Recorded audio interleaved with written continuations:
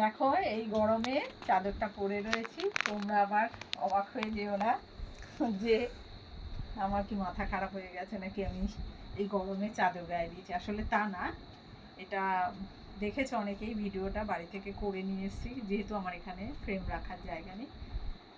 তো সেই এই চাদরটা হওয়ার পর কিন্তু আর আসেনি, তোমাদেরকে দেখায়নি। তাই দেখো কতটা লম্বা, মানে আমার হাতও নাগাল পাচ্ছি না। এই যে এই দিক প্লাস এই দিক, তার মানে কতটা বড়।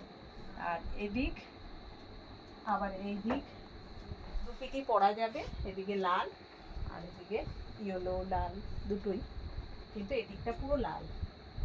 এই ভীষণ মোটা, পুরো খুব গরম হয় কিন্তু এটা শীতে, যেহেতু পিওর পুরো উলের। আর এটা বানাতে অনেকদিন সময় লেগেছে। তো কেমন হয়েছে আমার এই চাদরটা অবশ্যই জানাবে। আর কার কার পছন্দ, যদি নিতে ইচ্ছা হয় কালারটা বলে দেবে, কাস্টমাইজ করে। আচ্ছা, আর আমার স্ক্রিনে দেওয়া নাম্বার তোমরা যোগাযোগ করতে পারো, লাগলে অবশ্যই আমার সঙ্গে যোগাযোগ করবে। আর কালারটা অবশ্যই বলে দেবে, আমি বানিয়ে।